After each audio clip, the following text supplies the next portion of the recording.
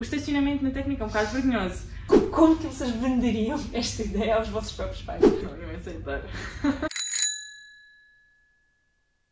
Olá, eu sou a Natasha, estou no terceiro ano de Engenharia do Ambiente. Não sou de Lisboa, mas praticamente todos os dias venho para Lisboa porque estudo aqui. Sou da área metropolitana, da Quinta do Conde. Olá, o meu nome é Eduardo Silva, também sou estudante de terceiro ano de Engenharia do Ambiente. O verbo principal desta conversa vai ser descarbonizar. O carbono é essencial para a vida e está presente em todas as nossas camadas do planeta, no chão, no ar, na água e em todos os seres vivos. As pessoas às vezes dizem que o carbono é mau, mas o carbono faz parte do ciclo da vida. Quando estamos a inspirar, também não só inspiramos oxigênio, mas também existe alguma percentagem que é dedicada a esse carbono. Não é algo que é mau. O que é mau é quando nós começamos a emitir muito mais do que aquilo que conseguimos reter, capturar em termos de atmosfera, pois a atmosfera atinge um nível já de saturação que é impossível. Depois, com demasiado carbono, o efeito de estufa acentua-se muito e a temperatura tem tendência a começar a aumentar, o que traz todos os problemas que nós sabemos, das alterações climáticas, do aquecimento global. Porquê é que nós estamos a meter mais carbono na atmosfera daquilo que devíamos? O parque de estacionamento do técnico? Também, não ajuda.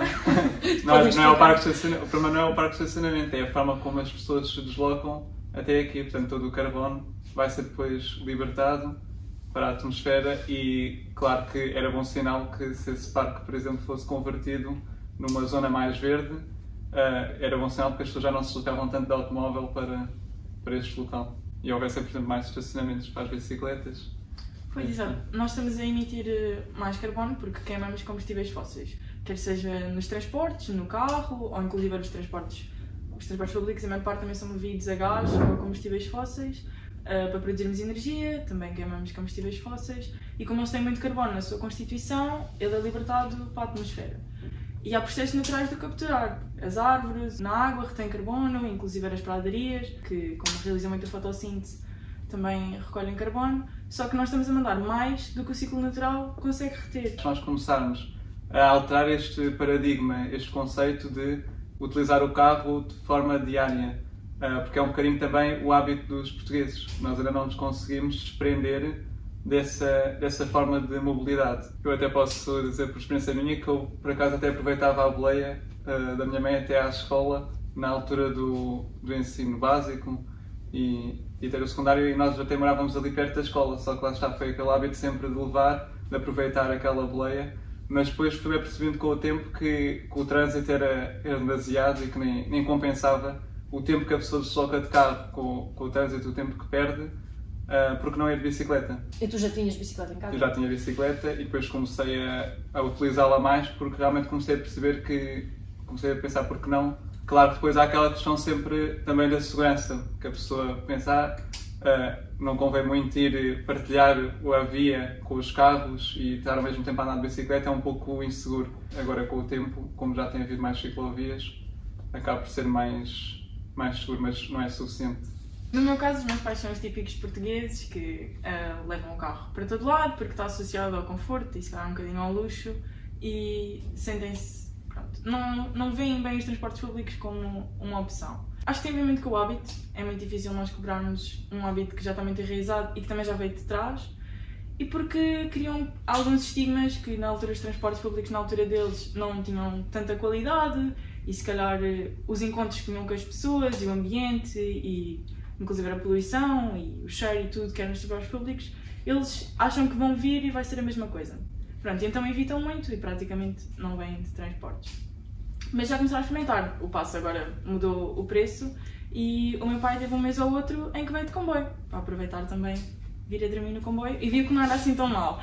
Mas ele continua a preferir vir de carro. Eu acho que está a mudar muito na nossa geração o pensamento de utilizar carro, principalmente para vir para Lisboa, porque primeiro é mais fácil, quem é da área metropolitana vir para Lisboa, eu acho que é muito mais rápido vir de comboio, eu até tenho boa acessibilidade, e depois utilizar o metro, ou até depois se eu preciso utilizar as giras ou as trotinetes, do que vir com o meu carro. O estacionamento que eu tenho que pagar, o stress que eu vou ter, e portanto, pronto, estou a ter uma pegada que não é preciso ter ao vir de carro quando posso vir de transportes. As pessoas dizem, mas isto é uma cidade que não se pode andar de bicicleta, porque é uma cidade de 7 colinas. Eu saí de casa e vim logo de bicicleta, mas em 10 minutos eu moro ali na zona do Arieiro e por isso em cerca de 10 minutos estava aqui de bicicleta e mesmo não subindo a Alameda, ou seja, vindo ali pela Afonso Costa, pronto, por sítios mais planos. As ciclovias, quando são implementadas, primeiro têm que se seguir certos regulamentos e os declives que estão planeados para essas ciclovias têm uma percentagem que permite essa aptidão ciclável. Isto é uma cidade que não dá para andar de bicicleta, mas não é verdade. Eu acho que as bicicletas a gira vieram muito quebrar o estigma de que as pessoas tinham de bicicleta, porque praticamente toda a gente começou a andar de bicicleta pelo menos onde havia ciclovias e assim. E depois a ideia está na moda também. Sim. E vamos todos usar. Pois. Eu não tenho ciclovia para chegar à estação e os meus pais, só a ideia de eu falar de bicicleta, entram um bocadinho em pânico. Dá. Ou seja, se eu for de bicicleta, está lá a estrada para chegar até à estação. Mas tens que estar ali com os carros. A maior parte dos condutores veem um ciclista e quase que ficam irritados só por ele estar na estrada. E porque é que ele não está na berma, porque é que não está mais encostado à direita e eu não consigo ultrapassar e ele está-me a atrasar e ele está não sei o quê. Pronto. E que isso também leva a que passem muito perto das bicicletas ou que não queiram saber. Não é só a própria utilização da bicicleta, mas é depois o estigma que está associado ainda em termos sociais. As pessoas pensam que quem utiliza a bicicleta, algumas ainda, é porque pertence a uma classe social mais baixa, não vão andar porque isso também não... Tiramos estatuto enquanto estiver a mover. Portanto, acho que ainda há pessoas que pensam dessa forma. Se calhar se todas as pessoas com o hoodie de técnico começarem em massa a andar por Lisboa de bicicleta. Pois. A coordenadora estava a sugerir nós fazermos qualquer ação de voluntariado ou fazermos uma campanha, fazermos qualquer coisa boa. E ela estava-se logo a deslocar para fora daqui. Vamos para Sintra, vamos para não sei onde, vamos para o centro de Lisboa, ir a um centro comunitário. E eu sugeri porque não fazemos qualquer coisa aqui, porque nós às vezes esquecemos de agir perto de nós. Coisas pequenas como o estacionamento na técnica é um bocado vergonhoso. Evitar o desperdício alimentar, pequenas coisas como eles não servirem tanto, perguntarem se nós queremos tanto. As garrafas de plástico no bar, uma pessoa vai ali ao refeitório de baixo e dizem quer água, qual é que é a bebida? A água está incluída no menu e a água é uma garrafa de plástico para cada pessoa. Nós subimos a escadaria, o que é que nós temos? Temos nas laterais, temos aquelas laranjeiras muito bonitas, mas também só ocupam um bocadinho, temos ali uma área tão grande que é só tão impermeabilizada que aquilo poderia ter muito mais plantas, por exemplo, e chegamos ali à parte à volta do pavilhão central principal do técnico e também só vemos alcatrão com estacionamento e pouco mais, e mármore. Reduzir e levar também a que as pessoas fizessem outras escolhas de mobilidade. Se não tinham como levar o carro, das duas uma, pagavam o estacionamento fora ou tinham que utilizar outro meio de transporte. A maior parte de quem utiliza os carros são os professores. Pronto, aqui também para não pensar só que são os alunos que trazem. Eu acho que nem a maior parte dos alunos nem pode estacionar aqui dentro. Depois, são poucos, quem tem acordos com a associação de estudantes. Mas pronto, então perceber que o público-alvo, mas perceber que o público-alvo, digamos assim, a quem nos temos que dirigir é mesmo aos professores que são os que se deslocam diariamente de carro. Já há alguns que mudam, eu vejo, há professores, aqui é uma fantasma no técnico, eu já vi professores que trazem o filho na bicicleta na cadeirinha atrás, também tive um professor em que eu tinha aulas e nós vínhamos no mesmo comboio e ele também vinha a pé de Romarieiro, e também já vi 2 professores que apanham o metro, mas pronto, a maioria traz o seu carro. Se eles morassem em Lisboa, pelo menos não se justificava virem de carro, de certeza. Exato, a não ser que venham muito bicicleta, longe. exercitem-se. Ou venham de cheguem transportes com menos públicos. stress às aulas depois de fazer um passeio de bicicleta. Se for o problema da bicicleta, se podem dizer não é seguro, tenho medo de andar de bicicleta, tenho medo dos taxistas que andam a apitar atrás de mim, podem vir de metro. Começaste a mudança mesmo na varanda da tua casa? Sim, foi no terraço. Aqui a maior parte dos prédios em Lisboa tem quem não pode estender na sua janela, não é? Que dá para a fachada principal. A maior parte dos edifícios, nós também temos aqui à volta, tem um terraço em que as pessoas podem estender a sua roupa. Criámos uma espécie de horta urbana, ares franceses, e vai permitir uma maior permeabilização daquela zona. A água não vai ficar toda ali retida e também tem um reservatório que aproveita a água da chuva. E os edifícios ficam muito mais bonitos. Alguns vizinhos que eu tenho lá que são muito reticentes em relação a isso. Sim? ainda existe, porque dizem que isso pode depois causar problemas na filtração, no escoamento das águas, quando há, por exemplo, muita chuva. Só que este vai fazer precisamente o contrário, vai reter mais a água porque os solos estão muito menos impermeáveis. Tens que vestir permitem... um hoodie assim, quando falas com as vizinhas. Porque os solos assim ficam muito mais permeabilizados, portanto captam muito mais a água, infiltra mais com a existência de terra, basta ter um bocadinho de sol. E para além disso, estamos a melhorar o ambiente. Conseguiste convencer? Mais ou menos. Se vocês fossem Carlos Moedas? Lisboa precisa de mais zonas zero, onde não pode haver carros a mandar a circular, que queimam combustível fóssil e mais carbono e o resto dos poluentes. Nós só temos uma. E não respeitamos as regras de circulação da zona zero. Mais ciclovias, mais fácil para os peões passarem as artérias da cidade, que às vezes é muito difícil.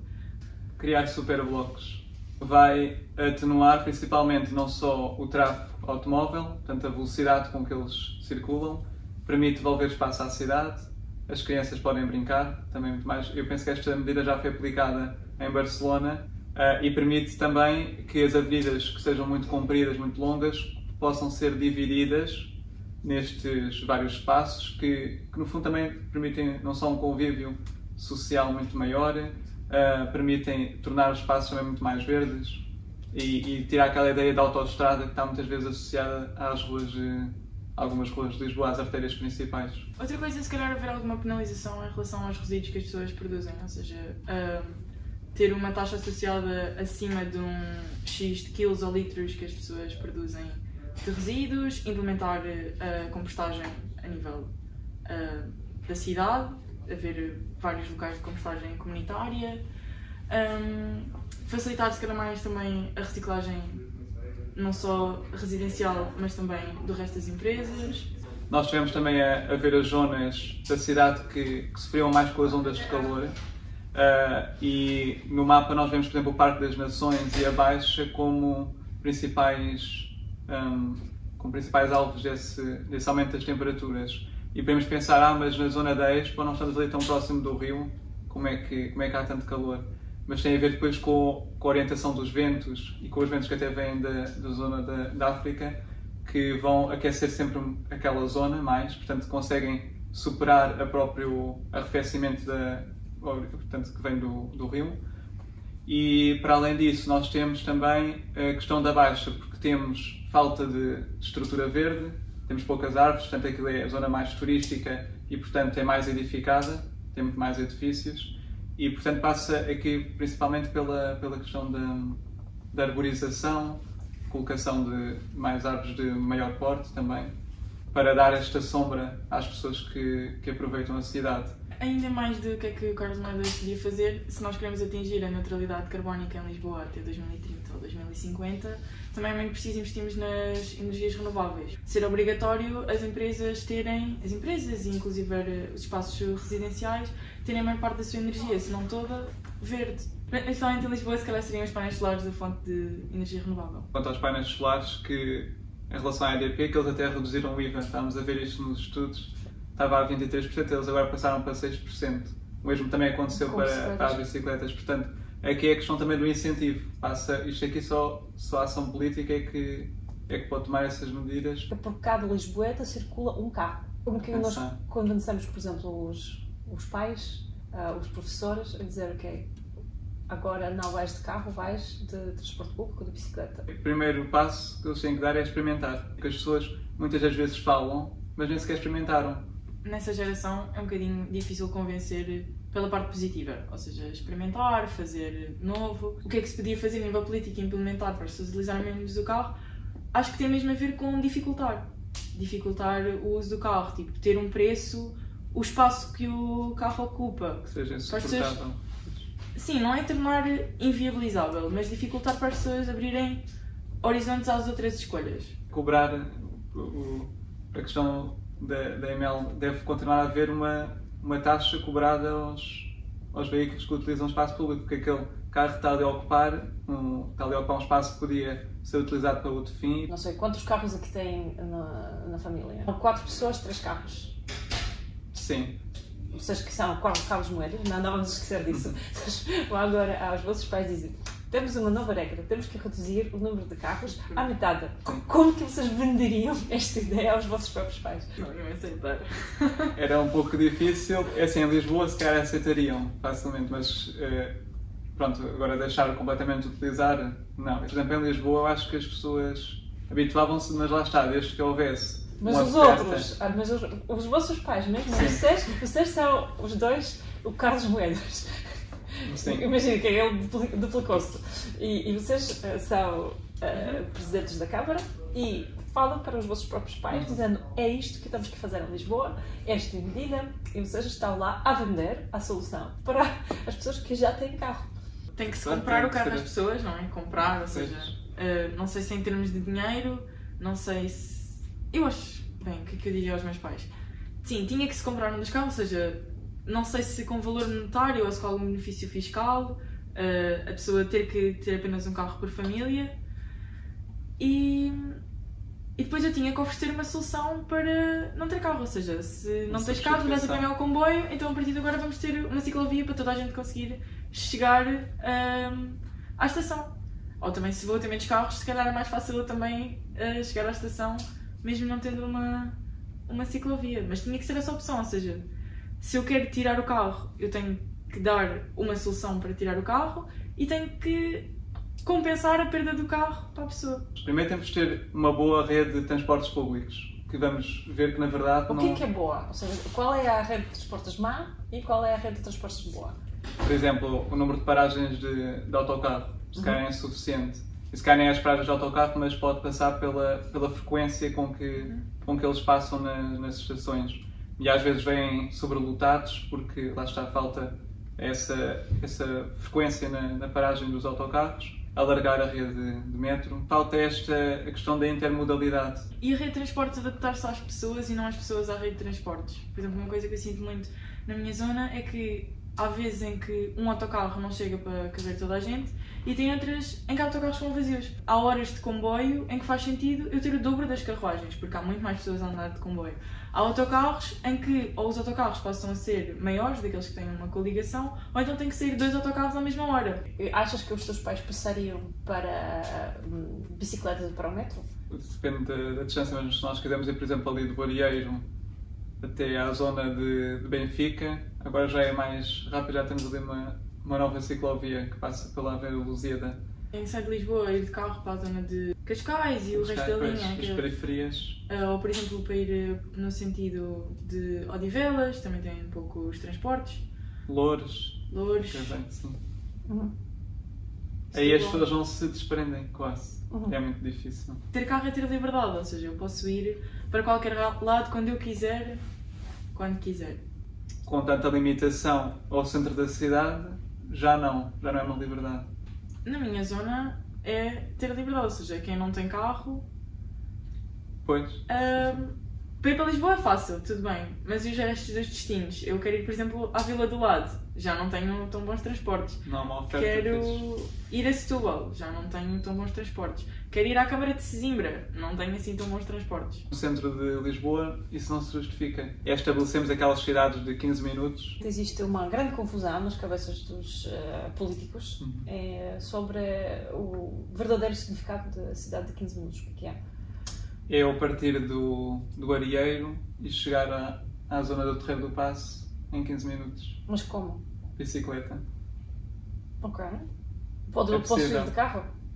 Não, aí o objetivo é não ir de carro. Porque vão haver... Porquê? Porque para além da cidade dos 15 minutos, vão haver obstáculos que são aqueles super blocos em que as pessoas vão demorar muito mais tempo a deslocarem-se, podem chegar a demorar 45 minutos a deslocarem-se do Arieiro ao Terreiro do Paço, porque há muitas limitações, há limites de velocidade, há legislação que vai impedir que o carro seja a melhor solução no centro da cidade. É que aquele problema não é a questão de acabar com o carro, acabar com o carro no centro da cidade.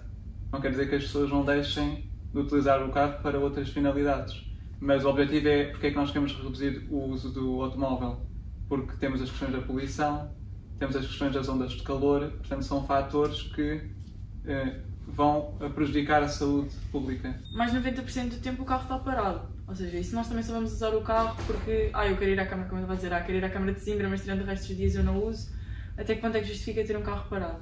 E na parte de mudar a mobilidade, é um bocadinho, nós temos car sharing, diferentes pessoas utilizarem o mesmo veículo. Por acaso tem carta? Sim, nós temos. Quando que tiraram? Tirei em fevereiro do ano passado, faz um ano quase, sim. Já usaram? Carro. Ou a carta Sim. sim. Sim. E que tal? Mas não o conduzo em Lisboa, praticamente. Só uso para... Lá está, para deslocar-me para sítios mais... fora do mesmo de Lisboa. Eu tenho um bocadinho de pânico de vir para Lisboa. Eu vim uma vez trazer o meu pai ao aeroporto e depois tinha que ir para a faculdade. Então depois foi o preço que eu gastei no estacionamento, além do stress todo que é estou a ir para Lisboa e tenho muitos carros e tenho muitas faixas e tenho. E voltar. E a ponte. Vamos acrescentar mais vias de trânsito para acabar com o trânsito. E porquê que não funciona? Porque muitas pessoas ainda acham que, como aconteceu aliás na Almirante Reis... Chama-se a segunda fila. E um dos grandes problemas de Lisboa é esse, é as pessoas acharem que a segunda fila é uma forma de estacionamento. Passas ali na Avenida da Igreja e vês que as pessoas vão para ali, querem passar em frente aos croissants, querem parar o carro à porta e não têm lugar aqui de estacionamento, metem em segunda fila. Eu passo lá de bicicleta. Que tipo de fiscalização, então, tu imaginarias para a segunda fila? Mas para funcionar mesmo? Então tem que ser multas acrescidas. Eles não são multados, praticamente. Ou rebocar. Se for para controlar nesse sentido, tem que ser. Já agora temos uma série de vídeos chamados Conversas com Dutch Cycling Embassy, com os melhores experts na mobilidade urbana, e lá abordamos todos estes temas. Fiscalização, sensibilização, todos os anos. Podem ver, o link vai aparecer aqui no YouTube. É muito importante nós passarmos pela iniciativa individual e pensarmos nas nossas próprias ações, e quando falamos dos outros, sabemos que nós fazemos parte dos outros e que as pessoas que nos rodeiam fazem parte dos outros. Portanto, nós mudamos os outros. Sermos nós próprios os atores, os protagonistas desta mudança, porque não podemos pensar que vai ser só o papel governamental que vai resolver o problema. Eu ia dizer que também é muito importante nós sermos ativos, por exemplo, participar nas limpezas de praia, ir plantar árvores, participar nas plantações de árvores, criar hortas em casa, urbanas, verticais, no nosso escritório, para quem trabalha, na nossa faculdade, podemos vermos isso. Andar de bicicleta, não sei, é uma sensação muito agradável a ter a liberdade de andar por Lisboa, a passear com o cabelo ao vento, pronto.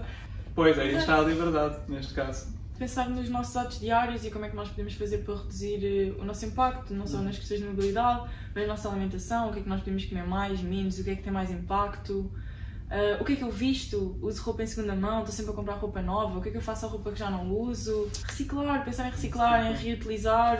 Não oferecer garrafas de plástico num bar de uma instituição. Optar por ter um jarro de vidro com copos com água. E é também criar um bocadinho a norma de nós termos as nossas próprias coisas. Ou seja, ser a norma nós termos a nossa garrafa, ser a norma nós termos, se todos os dias bebemos café, nós temos o nosso copo para encher. Nas festas, por exemplo, tem acontecido muito que agora a norma é nós trazermos o nosso próprio copo. Sim, é reutilizável. Senão tem que se comprar um copo. Paga-se quase €1, não é? Não vai deixar de haver carros em Lisboa se as pessoas continuarem a andar de carro. Ou seja, todas as pessoas têm que começar a abrir os horizontes, a experimentar coisas novas, e genuinamente eu sinto que quando a vez que eu mudo, a maior parte das vezes eu mudo para melhor. Não faço contrariada, não é um esforço enorme. Não, por exemplo, eu como vegetariano e eu adoro comer vegetariano. Eu ando transportes públicos e eu prefiro significativamente vir transportes públicos para Lisboa do que trazer o carro. Dias 8, 9 e 10 de março apareçam no nosso evento aqui no Técnico. São as Jornadas de Engenharia do Ambiente. O principal motivo para as pessoas virem é informarem-se. Projetos, empresas, professores que vêm explicar aquilo que eles sabem e o que têm de melhor ensinar. Primeiro nós entramos, vamos logo ser impactados com uma baleia que vai estar cheia de plástico, e as pessoas logo ali ficam chocadas com a dimensão que o plástico pode ter ao nível dos oceanos. No dia 8 de março, penso que o tema é energia. Os participantes podem falar com diferentes empresas do ramo ambiental. Têm lojas, portanto, uma espécie de comércio local em que as pessoas podem optar pela compra de produtos muito mais ecológicos. E depois temos o auditório principal, onde vão ocorrer as palestras, que tem a ver já com uma informação mais detalhada, mais aprofundada sobre os vários temas que nós vamos ter. No dia 9 é Portugal e no último dia são Soluções do Futuro. Nós também, como Lisboa Possível, vamos estar nestas jornadas, neste evento. Portanto, se gostavam de nos conhecer, falar connosco, partilhar ideias, malucas melhor, então já conhecem as caras, sim, e à vontade, sem nenhum medo, podem falar connosco. Acho que assim podemos tornar uma Lisboa mais possível. Já agora, não tenho que dizer esta frase.